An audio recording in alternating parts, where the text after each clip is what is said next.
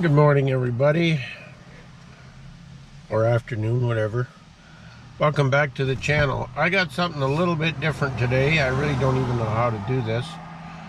I'm here at a book signing, and what it is, I believe her name is Kae Elgie from Dawn Mills, has written a book on the history of Dawn Mills, and there's a lot of history behind Dawn Mills, and I'm gonna get a little interview with her later, but right now I'm just gonna go. She's got a board set up here at the check hall with a few pictures and whatnot. I'll get a few shots of that and then I'll catch you up later.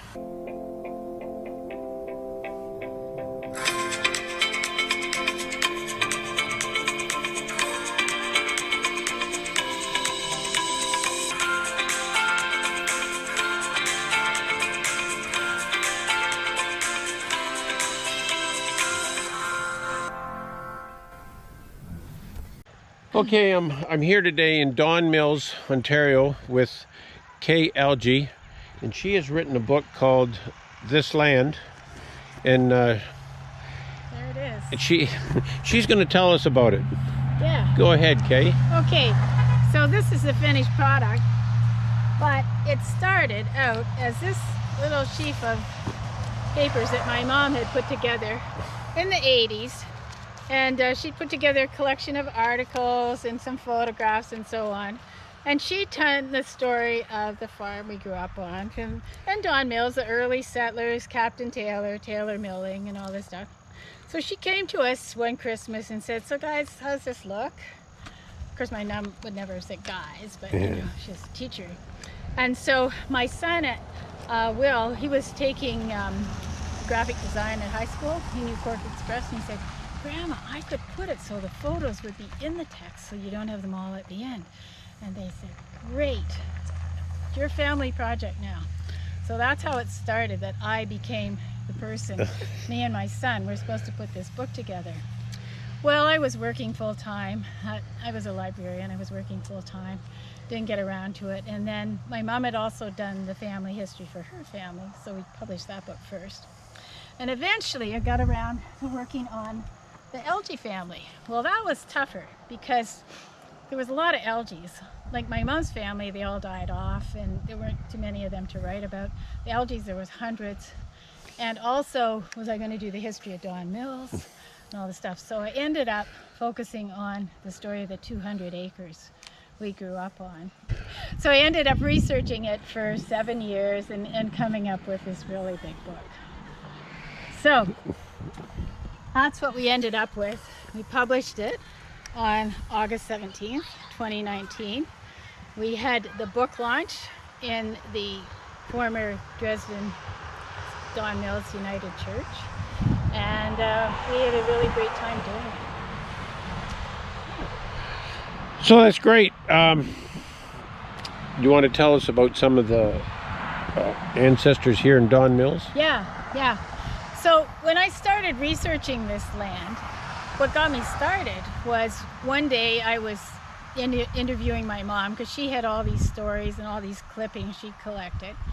And Earl, my brother Earl, walked in and he said, "Did I ever tell you about that box of deeds we found down in the basement?"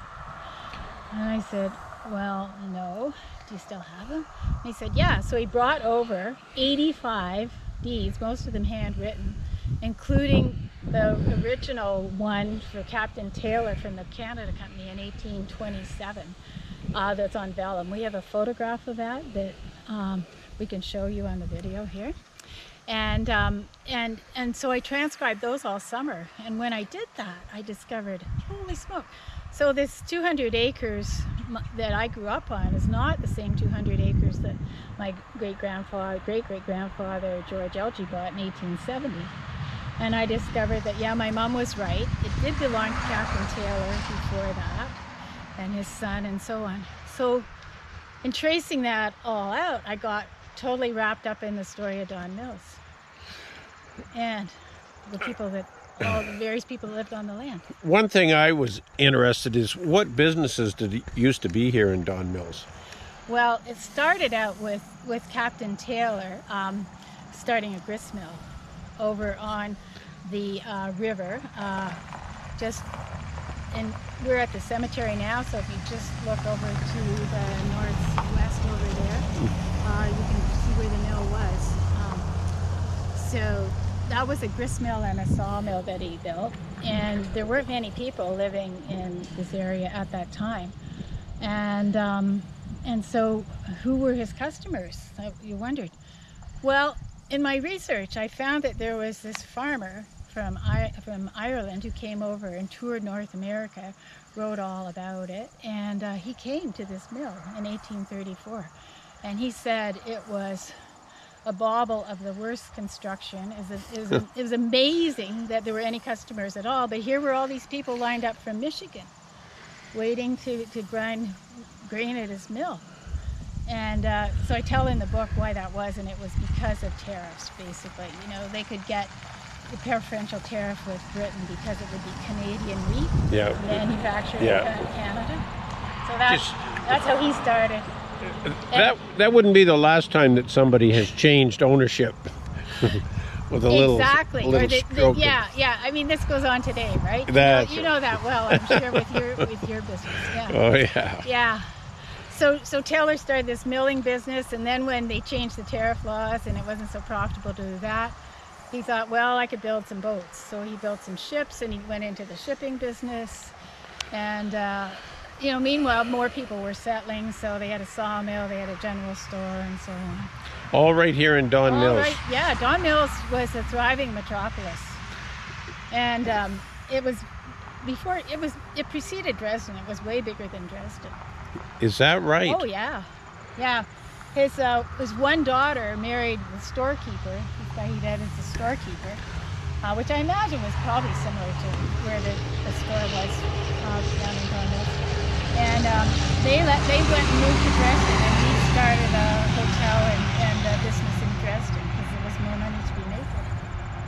But at first, Dawn Mills was it. It was the spot. Yeah.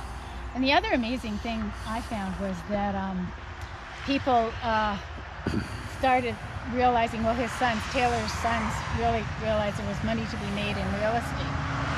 And they started dividing up little lots. And I have a little sketch in the book of some of the lots they divided up pretty crudely. They weren't proper dimensions or anything.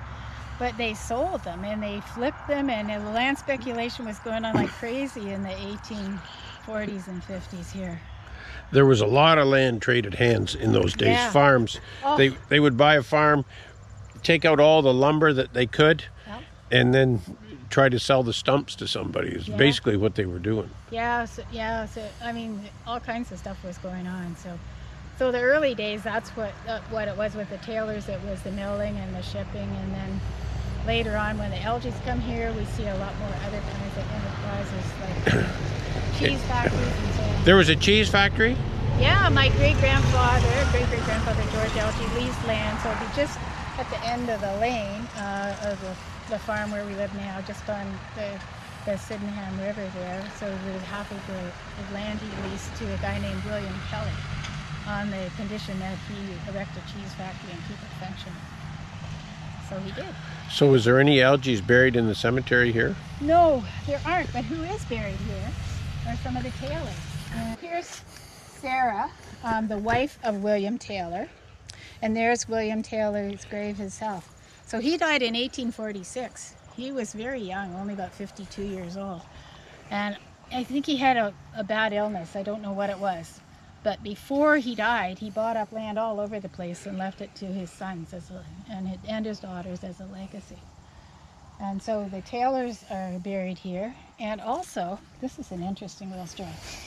So Taylor, because he was in this business, the shipping business, he got to know all the rich and powerful people, the family compact people.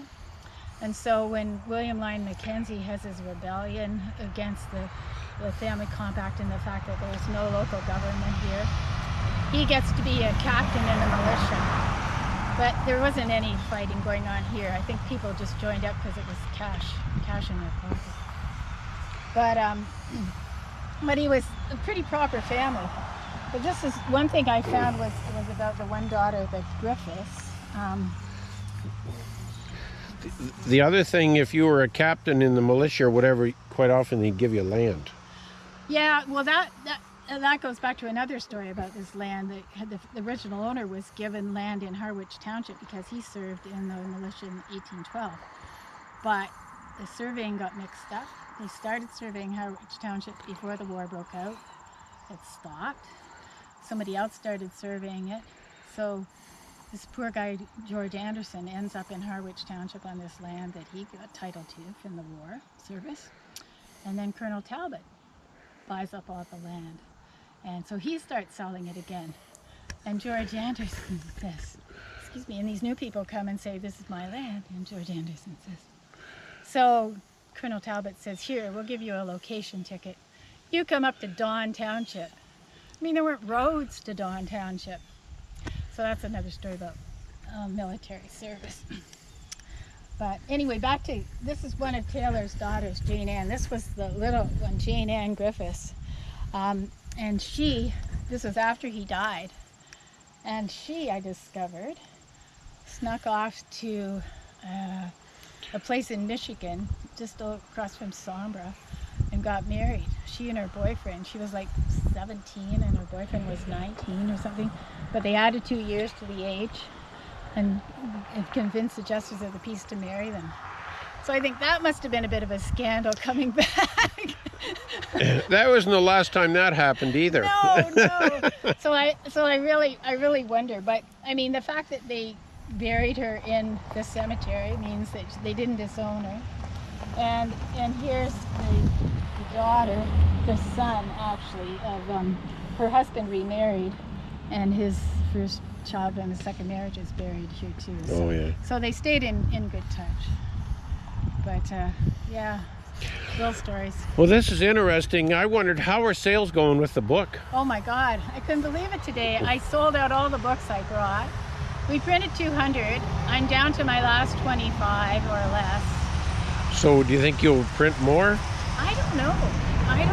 It's I was pleased and amazed. I mean, I have to really thank the Barn Quilt people for the publicity that Leslie Williams and the Barn and Dawn Barn Quilt. And it's only a little over a year since you launched the book. Yeah. You know, maybe. Yeah. And I haven't begun to promote it to libraries and university libraries where I'd really like to get some copies into it. One of these should be in the library for sure. We do have copies in the Chatham Library and the Dresden Library. So there are those. But I know, like I was talking to a lot of people from Lambton County, and I thought we should get it up there because, as we've been discussing, you know, Dawn Township used to be, and, you know, it's now part of Lambton. Yeah. Well, I think, just speaking for myself, and they tell me I have a little bit of gray hair. Now, I can't see it. I can't see this gray hair. I think I'm brown. But the older you get, the more you care about what went on before you, and like the young people don't really get onto that. But as you get older, you want to read about it, all the history. And the other thing that's very important, like you did, get it wrote down. Mm-hmm. Because, you know, you can't go back and ask your mother, what about this? Well, I know. And so I really thank my mom because that's what got her started. My dad died when he was just 68, and she suddenly thought, oh, if only I'd asked him. And she asked him some questions about the farm, but she said, I want to get this written down. So that was her motivation. And thank goodness she did. Yeah. And I was talking to a few people today that are doing that, and it's really great that they are. And a huge, huge job. Yeah, well, I made it bigger than it needed to be. As my mom told me a million times, Katie, there's such a thing as too much research. When are you going to get this published? Yeah. You know? And she was right. Yeah. She was right. But... Well, Kay, thanks for taking the time and coming out here. And I wanted to thank Leslie Williams for coming up with the idea for this video and helping you with your book signing today, which I hear went really, really well. Yeah. And I hope that, you know, maybe you print some more books and get them into all the libraries. And I think that would be great. Right. So if I can just tell you a little about one more person. One more story. One more story. And that'll be about James Smith down here. He's got the biggest stone in this cemetery. And he is the reason Dawn Township is north of us now. Because he got involved, he served in the militia, you know, which was rebelling against the lack of local government. And he was on the other side, you know, suppressing the people that were trying to get local government. But once the war was over, the battle was over, he became part of the local government, and he became the warden of Kent County too. And he was a representative for this area on the council. And he started campaigning to get a separation of the northern parts of Dawn Township. He got that separated and renamed Camden Gore. I guess it should be the southern. He's campaigned to get the southern parts of Dawn separated and renamed Camden Gore. And so really, he's kind of the father of Dawn Township in a roundabout way. But he's the reason that this is Camden Gore now and not Dawn Township. And the other thing he did was once he got that separated in 1848, then he campaigned to get the governing seat of government for Camden to be in Chatham instead of up in Sarnia, because he didn't want to have to do all his business through all those miles of dense forest with no roads. Yes. And clay. Yeah. Wet clay. Yeah. So here he is. Here's the monument to him, and it is the biggest one. But from everything I can figure out, he wasn't a very ostentatious guy. You know, like everything about him. He seems like he was an honest person. That's when they talked about him as being the warden. That he was strong, and he didn't let the people that were doing work for nothing get paid for it.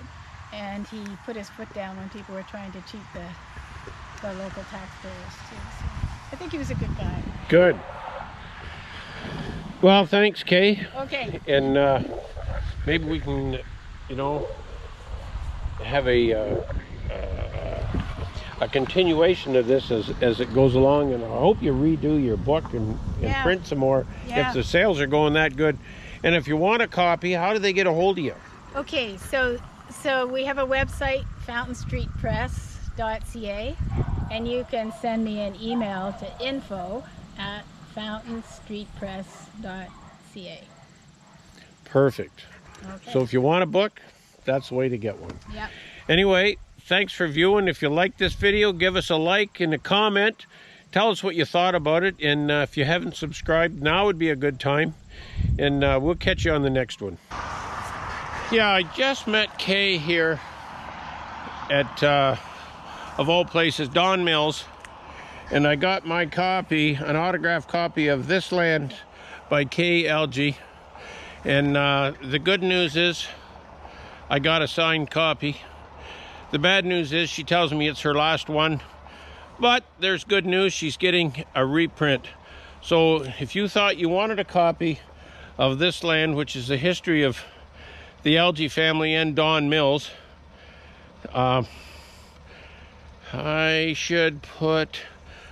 put a link somewhere. I'll have Cameron put a link to get a hold of Kae. And she's reprinting these books and going to have more, so she's taking a list. So if you want one, or you can drop something in and I'll see if she gets the message. But right here in Dawn Mills, Ontario, and who would have guessed 200 years ago it was bigger than Dresden. And now, anyway, here you go. And that'll do her.